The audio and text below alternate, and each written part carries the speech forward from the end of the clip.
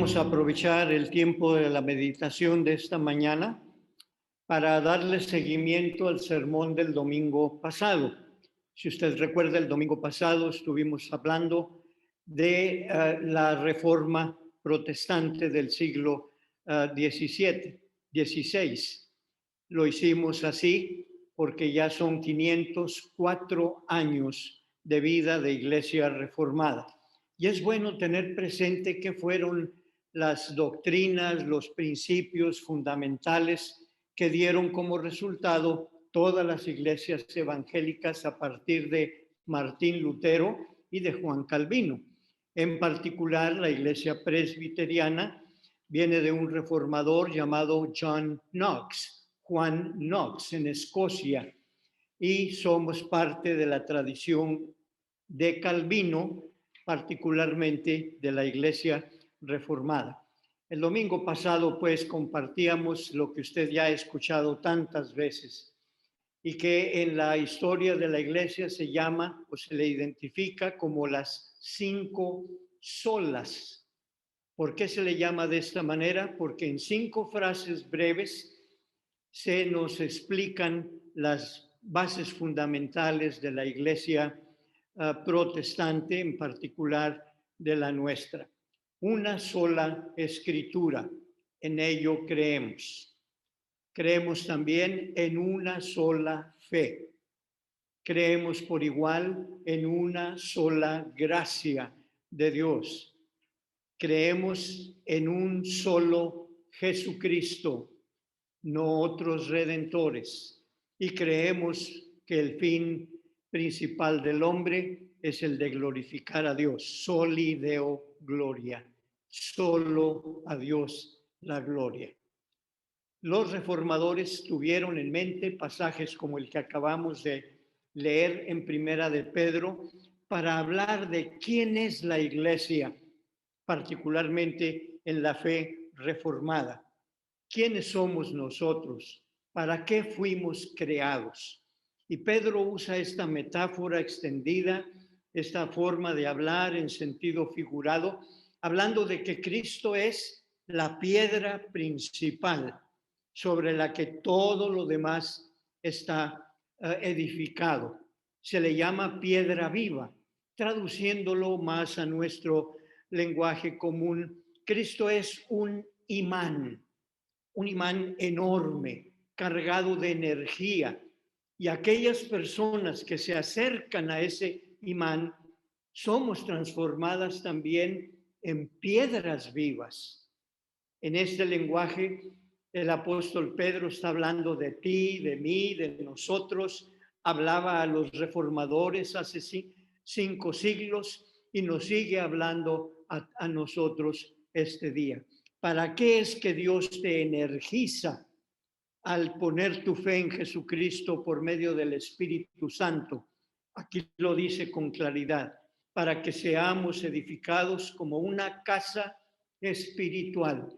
Esto, la gente, nosotros, en este lugar, en los hogares, en cualquier otro templo donde se profesa la fe de Jesucristo, ahí está una parte de la casa espiritual.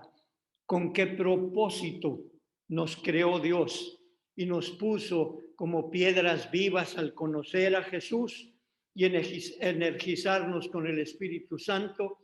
Léalo. Dice, para ofrecer sacrificios espirituales aceptables a Dios por medio de Jesucristo.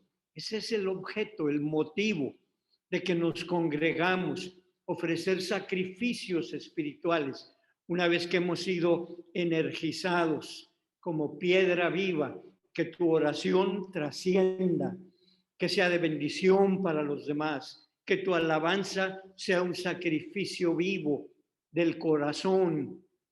Esas fueron las bases que tomaron los reformadores como Primera de Pedro y otros muchos pasajes de la Escritura para decir soli Deo gloria, solo a Dios la gloria.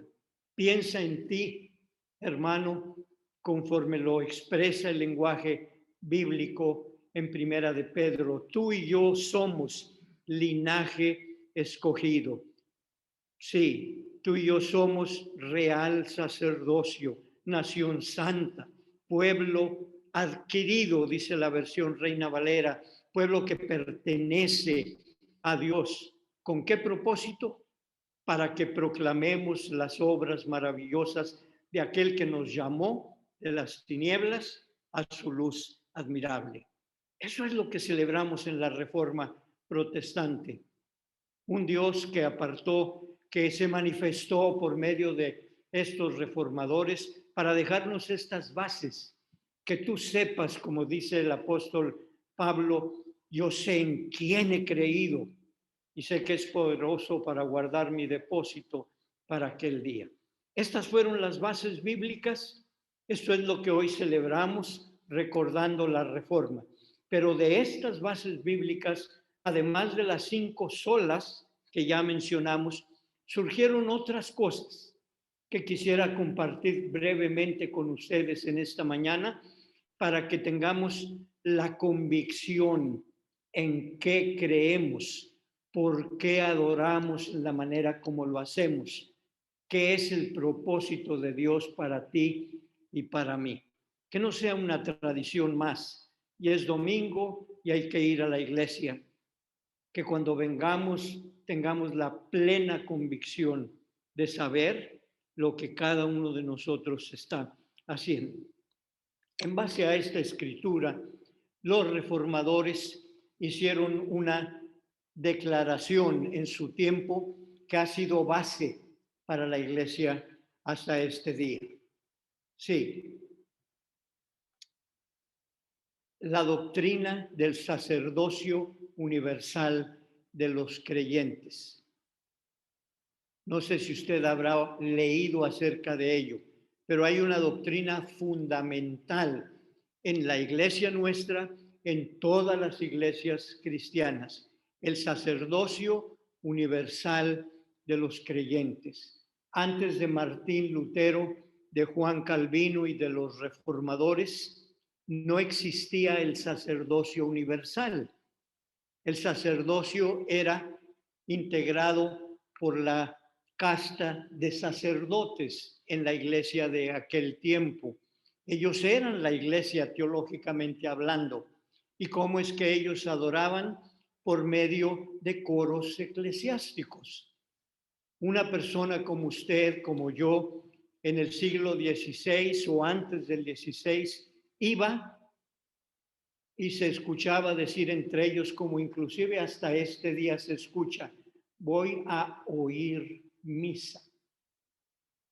Lutero y Calvino cambiaron el concepto y dijeron, no es ser un espectador de un servicio donde los que están allá enfrente hacen sus ritos y sus dogmas, no es oír un coro eclesiástico allá, pero dijo Martín Lutero y Juan Calvino, el sacerdocio pertenece a todos los creyentes y por eso se le llama en la doctrina evangélica a esto sacerdocio universal. ¿Qué se hacía antes? Se iba al templo a escuchar, nada más, no a participar activamente o proactivamente. Se iba a los templos a escuchar misa, lo digo con respeto, pero en latín. Y ya para el tiempo de Martín Lutero y Juan Calvino, el latín, hermanos, ya era una lengua muerta. ¿Qué quiere decir esto? Que ya estaba en desuso. Ya las lenguas romances, como era el portugués, el español, el italiano, el francés, el inglés, ya habían surgido. Todos estos idiomas no están desde siempre, desde Adán y Eva, por decirlo de alguna manera. Fueron surgiendo a través de la historia. Bueno, el latín que se usaba en el tiempo de los apóstoles pasó a ser, o la gente prefirió hablar el griego, y del griego nacieron las lenguas romances. ¿Por qué comentar esto? Porque los reformadores dijeron, si yo voy a adorar a Dios, lo tengo que hacer en mi propio idioma. Si estaban evangélicos reunidos en Alemania, iban a adorar en alemán. O si estaban en España, en español, o en los Países Bajos, en inglés, etc. Esa es una de las bases de la Reforma Protestante. Hoy por hoy, la Iglesia Romana tiene sus funciones también en los idiomas respectivos de los lugares donde tiene sus templos, pero en aquel tiempo no era así. Era el latín, y era el latín clásico el que se hablaba. De manera que el que sabía un poco de latín, se le llama latín vulgar, pues ni tampoco podía entender. Por eso es que vino la Reforma, y en lugar de tener un sacerdocio en donde nada más ciertas personas exclusivamente podían adorar, a partir de la Reforma la adoración pasó a ser inclusiva para todo aquel que quisiera entrar a un templo en su propio idioma, entregar su acto de adoración pues a Dios. En aquel tiempo eran famosos los cantos gregorianos. Era una forma musical, y lo sigue siendo todavía en la Iglesia romana, muy especial, sí, tiene su mérito, hablo por mí. Sin embargo, como eran en latín y la melodía era muy simple, hagan de cuenta que era una nota musical y se repetían como 10, 12 sílabas en la misma nota, y había una pequeña variante y volvía a caer a la nota. Con el respeto que me merecen ustedes y mis hermanos vía Zoom, es como si alguien cantara a Dios y a la gloria, y no les permitían absolutamente variantes de ninguna especie. Ahí es donde entraron pues los reformadores y dijeron: el canto congregacional es el que se va a escuchar en nuestras iglesias. El canto de toda la gente en el idioma que la gente conoce. Y por eso es que la Reforma Protestante cundió en toda Europa. De Europa pasó a América, y de América al resto del continente y a otros lugares. ¿Por qué? Basados en lo que decía, en lo que dice el apóstol Pedro: somos una casa espiritual para darle a Dios sacrificios espirituales en el canto, en la oración, en la ofrenda, en la lectura, en el compartir como hermanos el mismo amor fraternal. Por eso, mis hermanos, es que somos nosotros como somos. Tenemos un fundamento. Todas estas cosas nos dieron una identidad, y en la medida que conservemos nuestra identidad como iglesia reformada, vamos a poder continuar adelante. Cuando una iglesia pierde su identidad, se deforma. No queremos eso. Y por eso es que, así como el 4 de julio tiene un significado especial en América, así como el 16 de septiembre tiene un significado especial en México, o aquí el Día de Acción de Gracias, etcétera, así para nosotros tiene un significado especial el que tú sepas, recuerdes y celebres que creemos en el sacerdocio universal de los creyentes. Todos tenemos este privilegio como piedras vivas que hemos estado en contacto con Jesús. Nos ha energizado para algo tan especial como es la adoración a Dios dominical, que nos ha sostenido ya por tantos años. Es interesante ver que aún en los reformadores había ciertas diferencias cuando se trataba del acto de adoración, como el que tenemos nosotros. Lutero, o más bien Calvino, decía: vamos a cantar, pero sin instrumentos.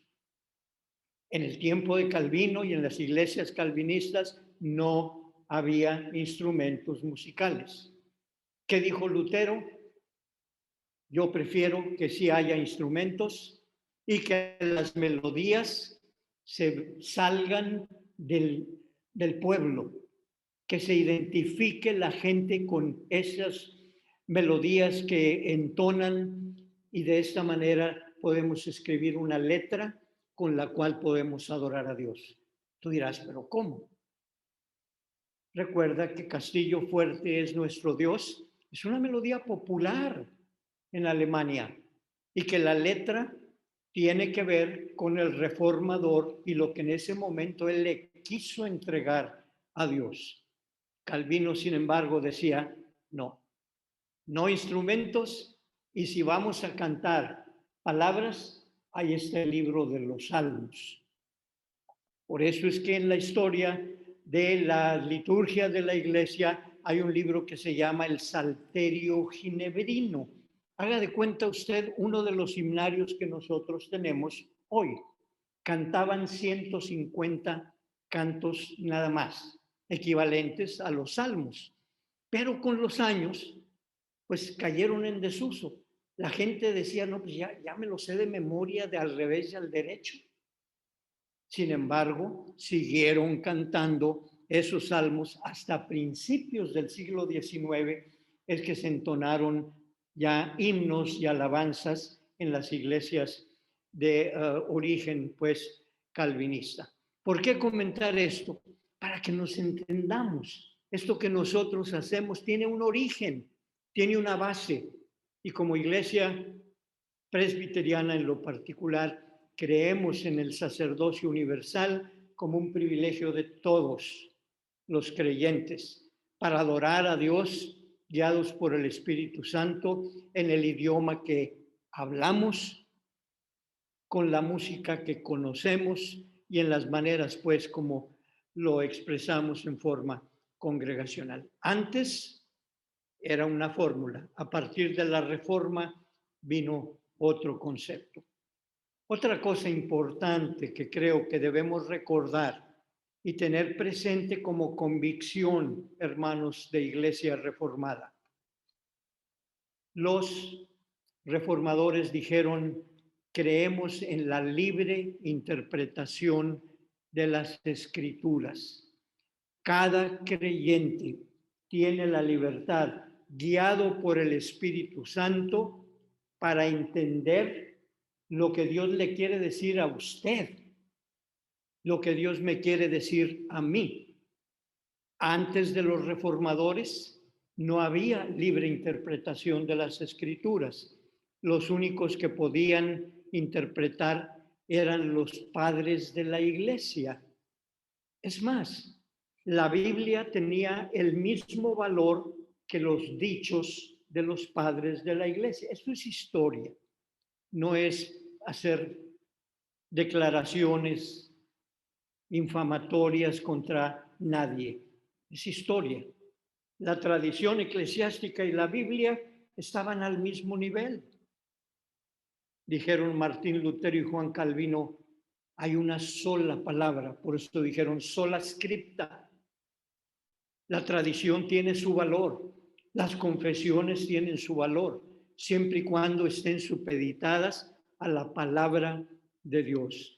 Eso es en lo que creemos como Iglesia Reformada y ya tenemos más de 500 años de profesar la misma verdad. Mientras la Iglesia establecida decía, la única Biblia que existe y existirá es la Vulgata latina. Esta es del siglo V después de Cristo, fue traducida por un sacerdote llamado Jerónimo de Belén. Por supuesto, estaba en latín, era el idioma de la época, pero la iglesia del siglo XVI establecida siguió en latín con la misma versión y dijo, ninguna otra versión bíblica vamos a aceptar nosotros. Al decir versión, hermanos, estamos diciendo traducción de los códices, de los pergaminos más antiguos que existían hasta entonces. ¿Qué dijeron los reformadores? Tú, mi hermano, tú, mi hermana, cada uno de nosotros tome su Biblia, pida la dirección del Espíritu Santo y di, Señor, háblame, te escucho.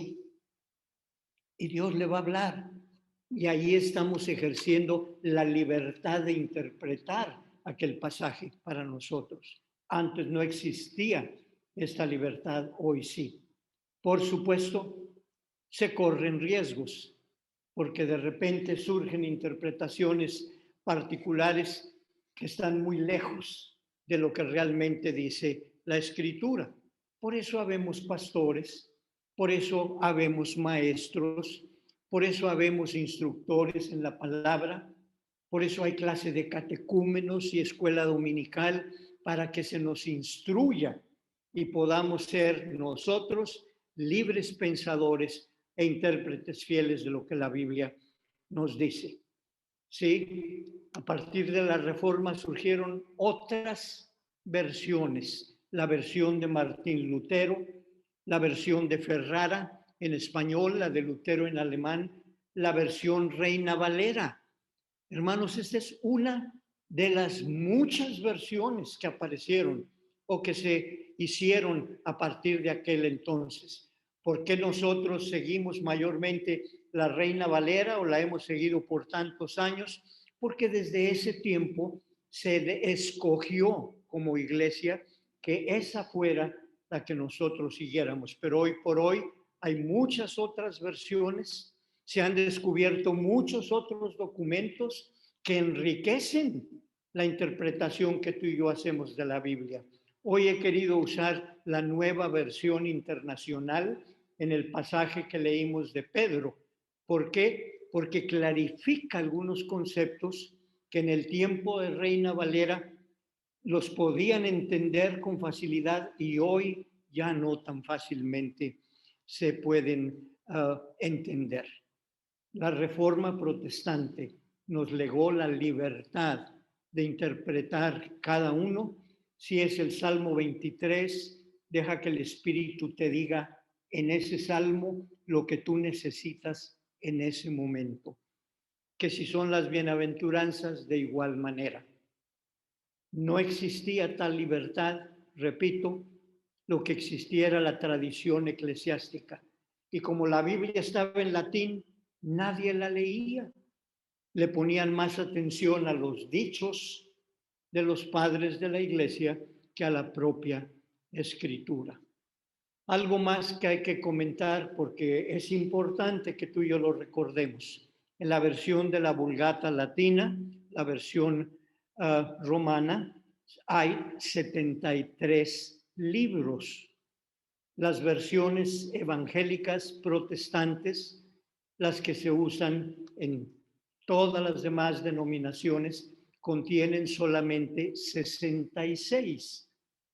No sé si te habrás dado cuenta, pero tú tomas una Biblia versión católica e incluye 7 diferentes libros que nosotros no tenemos.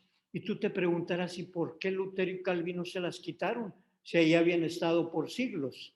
Hay una razón que para mí me es satisfactoria y es la siguiente. Los 7 libros que están en la versión de Vulgata Latina, en la versión católica, esos 7 libros están en el Antiguo Testamento. Y si tú lees una Biblia judía hoy en día y desde siempre del Antiguo Testamento, la Biblia judía, entiéndase por ello Antiguo Testamento, no incluye ninguno de estos 7 libros. Los reconoce como literatura judía que en un momento dado la gente lo leyó. Para mí, el pueblo judío es el pueblo escogido de Dios, además de que nosotros como iglesia tenemos un lugar como pueblo escogido. Y si ellos no lo profesan en sus Biblias, creo que fue razón suficiente para que Lutero y Calvino dijeran no a estos 7 libros que están allí de más, desde la perspectiva nuestra. Entonces es importante para mí, para nosotros, que tengamos conocimiento de qué es lo que leemos en la Biblia, por qué estos libros, cómo es que cantamos, porque en la medida que lo hagamos, repito, en la medida que tú lo hagas de acuerdo a tus creencias, vas a conservar una identidad. Procura que tu identidad sea bíblica, cristocéntrica, y que al hacerlo solamente le des la gloria a Dios. Algo más que es importante comentar en este sermón. Las iglesias reformadas profesamos que hay 2 sacramentos. En la iglesia de Roma son 7 sacramentos. Otra vez dirás tú, ¿y por qué el cambio? La palabra sacramento quiere decir una ordenanza. Sacramento, una ordenanza establecida por Cristo. ¿Cuáles son los sacramentos en la iglesia reformada de la que formamos parte? 2. El bautismo y la Eucaristía, o Santa Cena, o comunión, como usted lo quiera llamar. ¿Por qué solamente 2? Porque estos fueron los dichos de Jesús. Cuando Jesús los estableció, dijo, hagan discípulos bautizándolos. Ahí está el sacramento, la orden dada por Dios, por Jesús, perdón. Lo propio hizo en la comunión, en la Santa Cena. Hagan esto en memoria de mí. Si tú buscas base bíblica para otros sacramentos, pues quizá podrás encontrar frases que tienen que ver de alguna manera con estos otros sacramentos que, debo decirlo, fueron apareciendo después de la era cristiana. Hay sacramentos de los que nosotros no profesamos que aparecieron hasta el siglo X, siglo XI. La extrema unción, el orar por los muertos o ya cuando está una persona por morir. No es el hecho de no hacer oración, tiene su mérito. Santiago dice, si alguno de ustedes enfermo, haga oración, únjalo con aceite en el nombre de Dios. Pero para nosotros el aceite, el agua y el vino son símbolos. No tienen eficacia en sí mismos. Una vez más, con respeto a todos, no creemos en agua bendita como algo que tiene eficacia en sí misma. Creemos que podemos separar vino y pan y agua para el bautismo, sí, como símbolos de la gracia de Dios y no que en sí misma tengan algún poder especial. Estas son nuestras raíces. Y ahora que celebramos la Reforma, aunque parezca un poco, pues, muy directo en la reflexión, para mí es indispensable que conservemos nuestra identidad. Que si alguien nos pregunta por qué adoran ustedes así o no así, por qué creen de esta o de esta otra manera, sepamos decir con Pablo, porque yo sé en quién he creído. Somos llamados a ser discípulos con convicción. Y eso, mis hermanos, debe de tener un valor especial en la mente de cualquiera de nosotros. Finalmente voy a hacer una reflexión que tiene que ver con nosotros como iglesia presbiteriana, como iglesia reformada. ¿Cuál es otro de esos principios que se celebran cuando estamos en el 31 de octubre o alrededor de él? Bueno, usted lo ha dicho y estoy seguro que lo va a identificar. Iglesia reformada, siempre reformándose. Es una de las bases fundamentales de la iglesia nuestra. Una iglesia que salió de una reforma a través de Lutero, Calvino, Zwinglio y otros muchos, pero que debe tener la convicción de seguirse reformando. Yo creo en una iglesia reformada que debe seguir reformándose para actualizarse a las nuevas generaciones, a las nuevas situaciones de vida. Sí, pero cuando se estableció esto por un señor, fue un teólogo holandés, el que estableció este principio. Vivió como 50, 75 años después de Calvino, pero él quiso resumir el pensamiento reformador diciendo: iglesia reformada siempre reformándose. Observará que en letra pequeña lo escribí en latín. No es más que con ganas de que observen algo que puede pasar desapercibido. En latín dice: ecclesia reformata semper reformanda est secundum verbum Dei. Est secundum verbum Dei.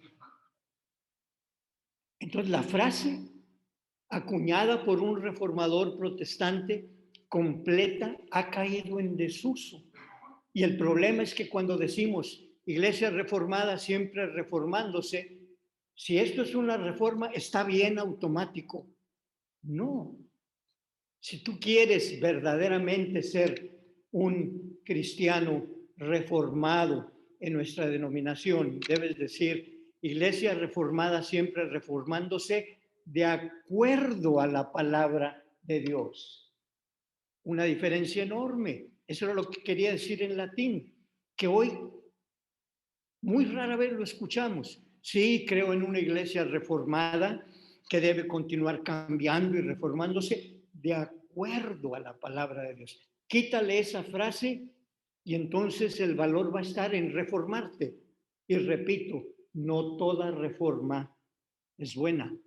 Es buena si está de acuerdo a la palabra de Dios. Esa es nuestra raíz.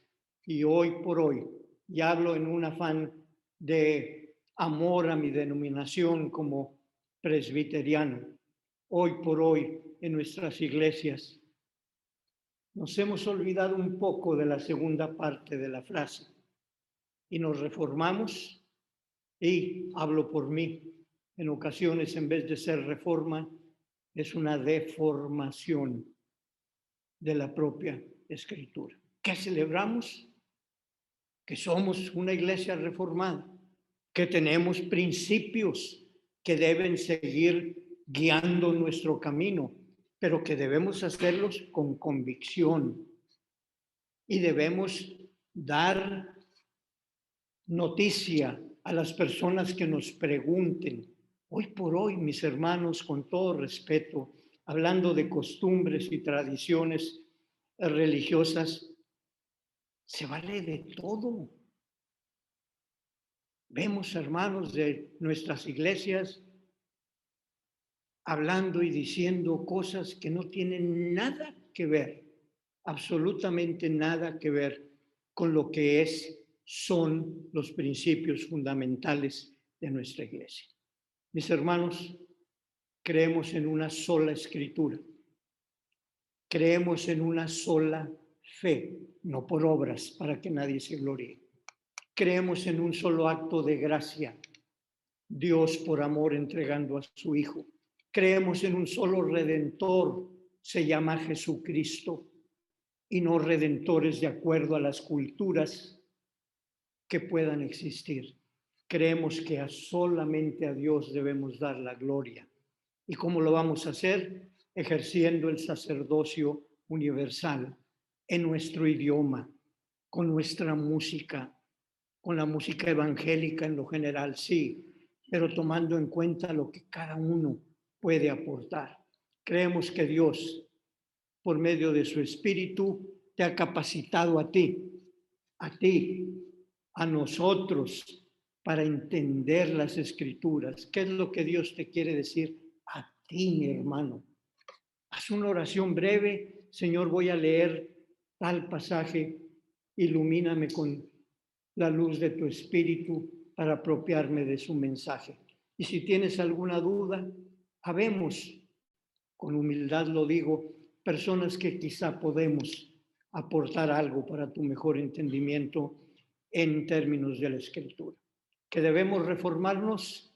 Sí, de acuerdo a la palabra de Dios. Amén.